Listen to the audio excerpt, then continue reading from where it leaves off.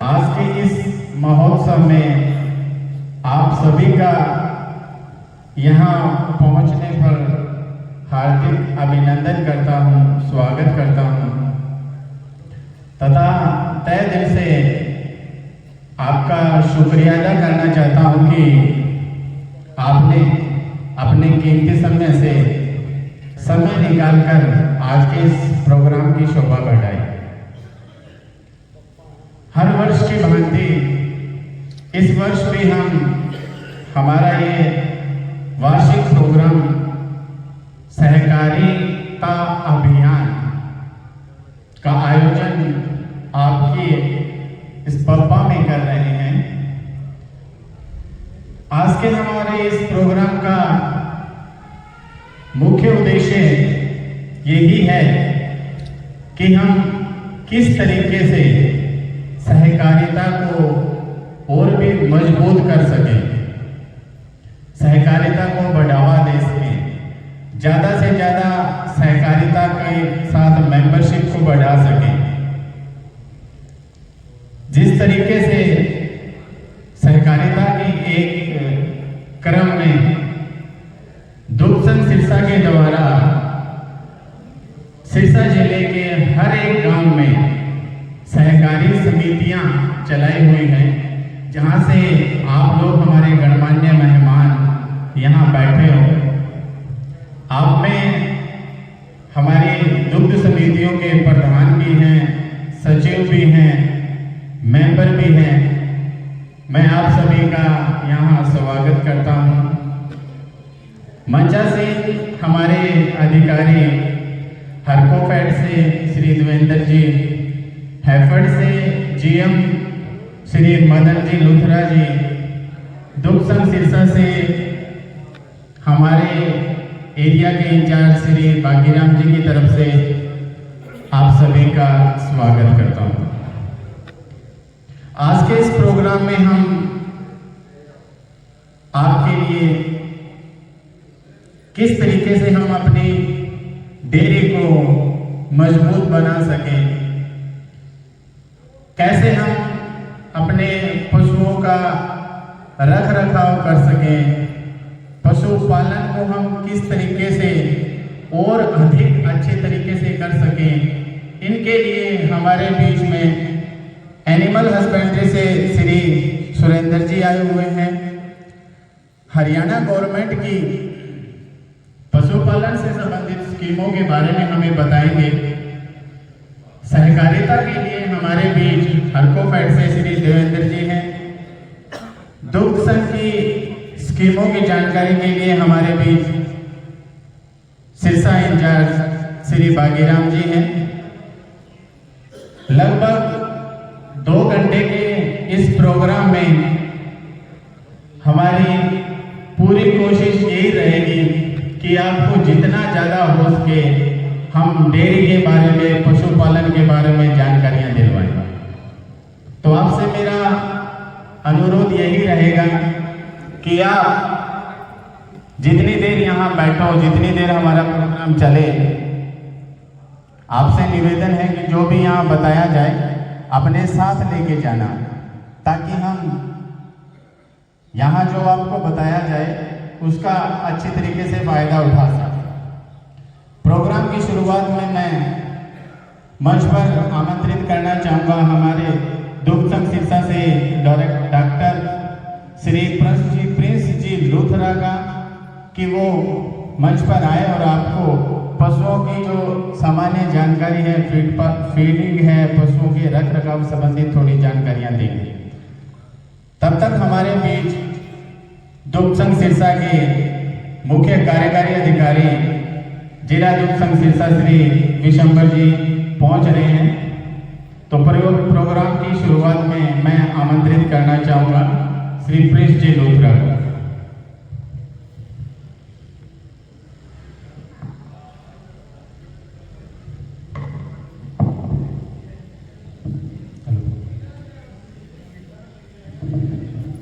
सभी किसान माताओं, बहनों को, भाइयों को, पशुपालकों को मेरा नमस्कार। खेती और पशुपालन ये दोनों साथ साथ चलते हैं। एक के बिना दूसरा अधूरा है। तो अगर आप खेती करते हैं तो पशुपालन उसके साथ जरूर कीजिएगा, दोनों एक दूसरे पर निर्भर है। सबसे पहले आप जो सोसाइटी पर दूध देते हैं, सभी आप दूध देते हैं, उसका जो रेट लगता है वो फैट और एसएनएफ में लगता है। यानी हमारा मेन उद्देश्य है दूध में फैट और एसएनएफ को बढ़ाना। दूध में फैट और एसएनएफ की मात्रा जितनी ज्यादा होगी आपको दूध का रेट उतना ज्यादा मिलेगा।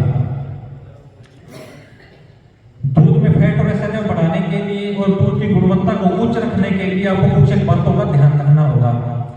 सबसे पहले जब भी बछड़े या बछड़ी का जन्म होता है तो आपने उसकी नाल को 2 इंच ऊपर काट के उस पर टिंचर ऑफ आयोडीन लगाना है। उसके बाद स्टार्ट होता है उसका टीकाकरण, वैक्सीनेशन। आपको दिखाया गया है यहाँ वीडियो में कि टीकाकरण करना कितना जरूरी है। टीकाकरण उन बीमारियों का होता है जिनका कोई इलाज नहीं है। टीकाकरण जरूर करवाएं। अपने गवर्नमेंट वेटरनरी हॉस्पिटल से डॉक्टर को कहें कि हमारा जानवर अब 4 महीने का हो गया, इसका टीकाकरण शुरू कर दीजिए। ऐसा मत कहें कि दूध सूख जाता है। दूध सूख जाना एक उसका साइड इफेक्ट है जो 1-2 दिन ही रहेगा, लेकिन ये टीके लगवाने बहुत ज्यादा जरूरी है। इन बीमारियों का कोई इलाज नहीं है, टीका ही इनका इलाज है। सबसे पहला टीका 4 महीने पर मुंह पका रोग के लिए, दूसरा टीका गलघोटू के लिए 6 महीने पर, तीसरा टीका लंगड़िया बुखार के लिए 6 महीने पर और चौथा टीका ब्रूसेलोसिस के लिए 8 महीने पर लगता है। 4 महीने का होते ही आप अपने पशुपालन विभाग के डॉक्टर के पास जाएं, गवर्नमेंट वेटरनरी हॉस्पिटल जीवीएच के डॉक्टर के पास जाएं और उनसे कहें कि हमारा पशु 4 महीने का हो गया, इसका टीकाकरण शुरू करते हैं। टीकाकरण के साथ साथ जो जरूरी है वो है डिवॉर्मिंग यानी कृमिनाशन। टीकाकरण करवाने से पहले हम कृमि नाशन करते हैं, डिवॉर्मिंग करते हैं, उसके बाद वैक्सीनेशन स्टार्ट करते हैं। कृमिनाशन बछड़े या बछड़ी के जन्म के 1 हफ्ते पर शुरू हो जाता है। पहले हफ्ते में 10 ग्राम पाइपरेसिन की गोली दी जाती है जो कि एस्कारियासिस नाम के रोग को खत्म करती है। 6 महीने तक हर महीने दी जाती है और 6 महीने के पशु का होने के बाद 3 महीने में 1 बार दी जाती है। इसकी ओवरडोज और अंडरडोज नहीं करनी होती, जितनी जरूरी है बॉडी वेट के हिसाब से पशु को डिवॉर्मर दिया जाता है। डिवॉर्मर में फेनबेंडाजोल, पाइपरेसिन ये सबसे अधिक महत्वपूर्ण है। फेनबेंडाजोल हमारे वेटफेन यहाँ पर दिखाया भी है। वीटा में जो प्रोडक्ट बनता है इंडियन इम्यूनोलॉजिकल लिमिटेड के थ्रू जो प्रोडक्ट है वेटफेन 600, उसमें फेनबेंडाजोल फीड इनकॉर्पोरेटेड मटेरियल में यानी फीड में मिलाकर दी जाती है। तो फेनबेंडाजोल आप वेटफेन देकर आप दे सकते हैं। फेनबेंडाजोल को वेटफेन को आप फीड में मिलाकर पशु को दिन में 2 बार दे सकते हैं। खाली पेट देना है, खाली 2 पैकेट होते हैं, 1 पैकेट एक दिन और दूसरा पैकेट दूसरे दिन देना होता है। ये हो गया डिवॉर्मर, डिवॉर्मिंग कृमिनाशन जो कि बहुत ज्यादा जरूरी है टीकाकरण के साथ साथ।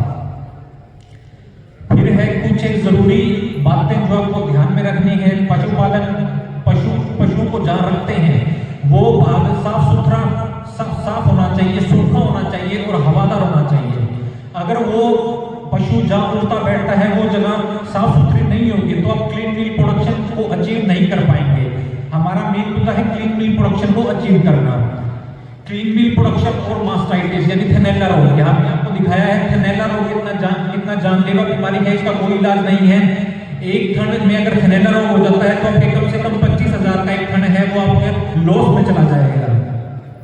थनैला रोग को रोकने के लिए क्लीन मिल्क प्रोडक्शन सबसे जरूरी उपाय है।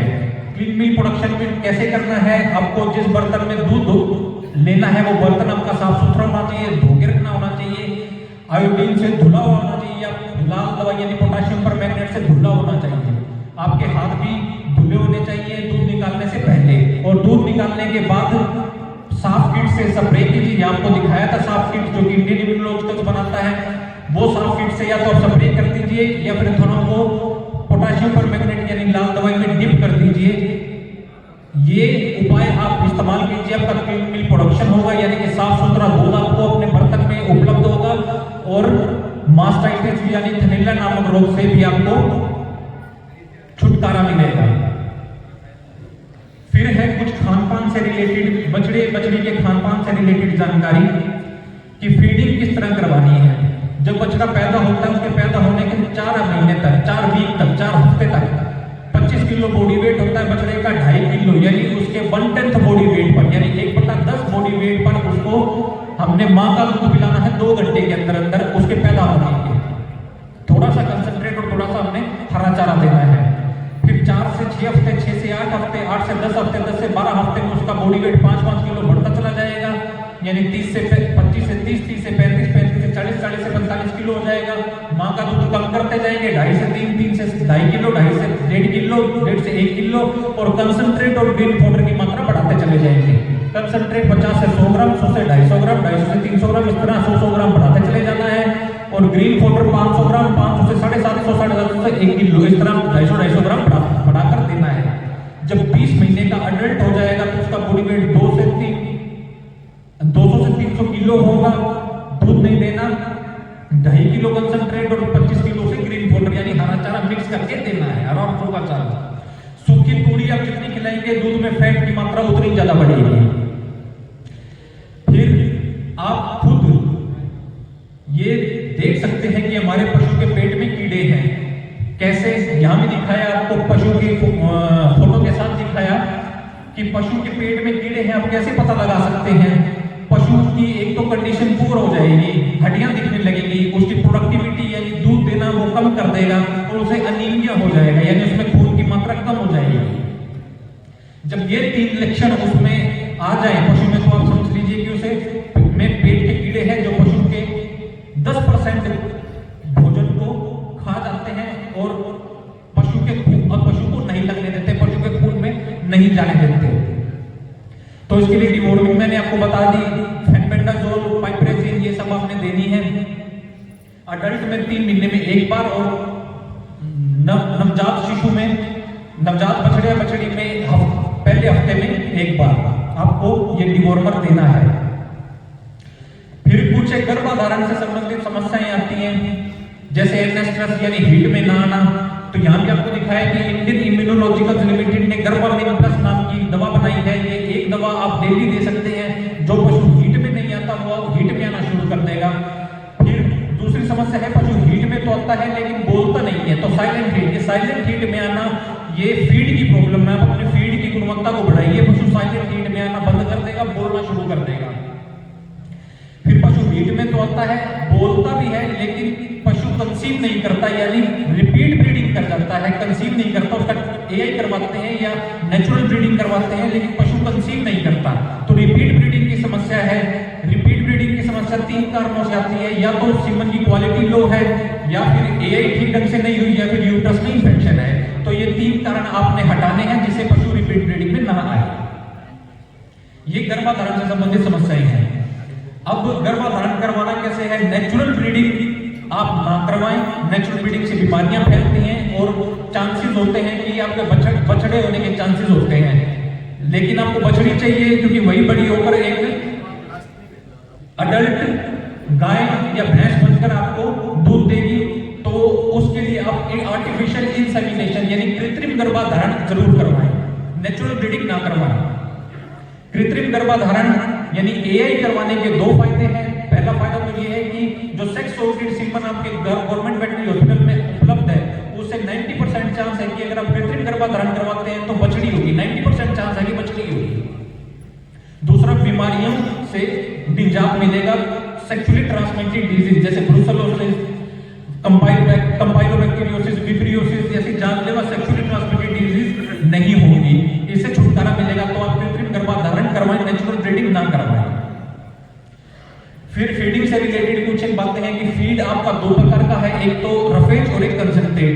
रफेज में आपकी सूखी तूड़ी आ जाती है और कंसंट्रेट में आपका चूरी जैसे कनक, जवार, बाजरा, जो इसकी चूरी या बिनोला, खल, दालें और खल में सरसों की खल, ग्राउंडनट खल, कॉटन सीड खल, ये सब कंसंट्रेट में आ जाता है। और रफेज में आपका साइलेज और आपके लेग्यूमिनस, नॉन लेग्यूमिनस जो बरसीम वगैरह जो फसलें हैं वो सब आ जाती हैं।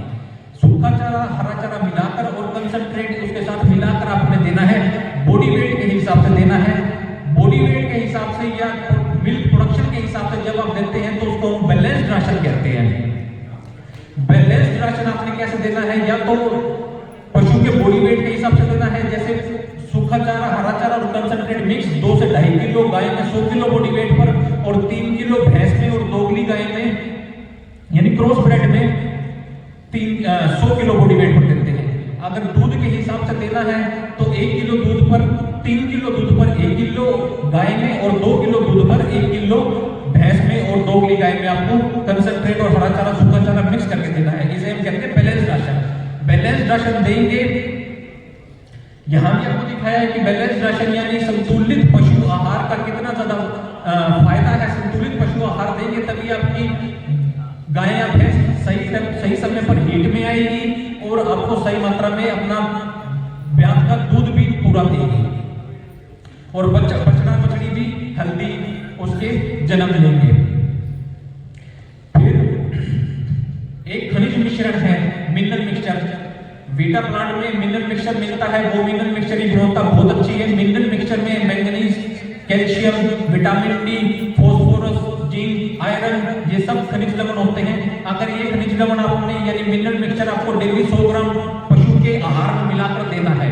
अगर मिनरल मिक्सचर नहीं देते तो पशु के अंदर जो माइक्रोब्स होते हैं जो कि रुमन में होते हैं, जो कि यहां भी दिखाया आपको, रुमन में जो कि चारा को पचाने में उसकी सहायता करते हैं, वो माइक्रोब्स मर जाएंगे और पशु का चारा पचेगा नहीं तो पशु दूध भी नहीं देगा। तो मिनरल मिक्सचर यानी खनिज मिश्रण उसको खिलाना बहुत ज्यादा जरूरी है। अदरवाइज कुछ बीमारियां हैं जैसे मैंगनीज की डेफिशिएंसी से पैराकिरेटोसिस, कैल्शियम की डेफिशिएंसी से ऑस्टियोपोरोसिस, विटामिन डी की डेफिशिएंसी से रिकेट्स, फास्फोरस की डेफिशिएंसी से पाइका, ये सारी बीमारियां इनके डेफिशिएंसी से, इनकी कमी से होती है, जो कि मिनरल मिक्सचर देने से इनकी कमी पूरी होगी और इन बीमारियों से आपको निजात मिलेगी। कुछ एक प्रोडक्ट्स हैं बीटा के, जैसे वेटफेन, पहले ही बता दिया, इसमें फेनबेंडाजोल है, 2 पैकेट हैं, 1 पैकेट खाली पेट 1 दिन और दूसरा पैकेट दूसरे दिन लेना है। गोधारा शक्ति इंडियन इम्यूनोलॉजिकल लिमिटेड बनाती है, फैट और एसिड बढ़ाने के लिए गोधारा शक्ति दें। गोधारा शक्ति विटामिन प्लांट से मिलेगी आपको, इसके बहुत अच्छे रिजल्ट्स हैं। फिर चिचड़ी बुखार, अभी गर्मी आने वाली है, चिचड़ी बुखार से बचने के लिए आपको यानी थिलेरियोसिस, यहां भी दिखाया आपको, थिलेरियोसिस एक जानलेवा बीमारी है, इसकी कोई इलाज नहीं है। थिलेरियोसिस का इलाज महंगा पड़ता है। थिलेरियोसिस से बचने के लिए, चिचड़ी बुखार से बचने के लिए आपको चिचड़ों के लिए दवाई छिड़काव करना होगा पशु के ऊपर। इसके लिए टिक्किल है जो हमारे विटामिन प्लांट मिलती है, टिक्किल 2 ml 1 लीटर पानी में मिलाकर उसका घोल बनाकर पशु के ऊपर छिड़काव कर दे, पशुओं पर चिचड़ नहीं लगेंगे। फिर लोन से रिलेटेड एक जानकारी की sarvharyana.com में एक पोर्टल है, एक वेबसाइट है जिस पर आप लोन के लिए अप्लाई कर सकते हैं पशुओं के लिए। फिर एक और बीमारी है मिल्क फीवर। जब पार्चुरेशन होती है, बछड़े या बछड़ी का जन्म होता है, उसके बाद पशु बैठ जाता है, उठता नहीं है, चलता नहीं है, तो उसमें कैल्शियम की डेफिशिएंसी होने की वजह से पशु को मिल्क फीवर हो जाता है। पशु अपनी गर्दन को पीछे मोड़ के बैठ जाता है, उठता नहीं है।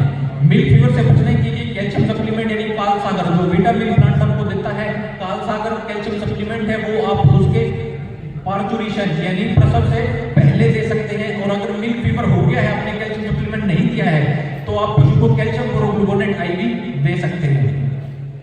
इसके अलावा एक महत्वपूर्ण जानकारी और है कि जब आप ब्रीड पालते हैं, पशु की कोई भी ब्रीड है, जैसे हरियाणा है, साहिवाल है, राठी है, कांकरेज है, यानी देसी ब्रीड है, तो ये देसी ब्रीड इनकी दूध की मात्रा है वो तो कम होती है, लेकिन इनमें फैट और SNF की मात्रा ज्यादा होती है। ये हीट रेजिस्टेंट भी होती हैं और ये डिजीज रेजिस्टेंट भी होती हैं। तो आपको आपके एनवायरनमेंट के हिसाब से पशु की कौन सी ब्रीड पालनी है वो आपको देखना होगा, वो आपको सेलेक्ट करनी होगी। जो दोगली गाय है उसमें हीट रेजिस्टेंस और डिजीज रेजिस्टेंस नहीं होता, लेकिन उसका दूध ज्यादा होता है, लेकिन उसके दूध में फैट और SNF की मात्रा कम होती है। तो आपको अपने रख रखाव के हिसाब से, आपके खर्चे के हिसाब से और उस जगह के एनवायरनमेंट के हिसाब से कि गर्मी और कितनी पड़ रही है, किस मौसम में आपको पशु को रखना है, किस तरह की आपको उसको फीड देनी है, ये सब आपको ध्यान में रखकर आपको ब्रीड चूज करनी है।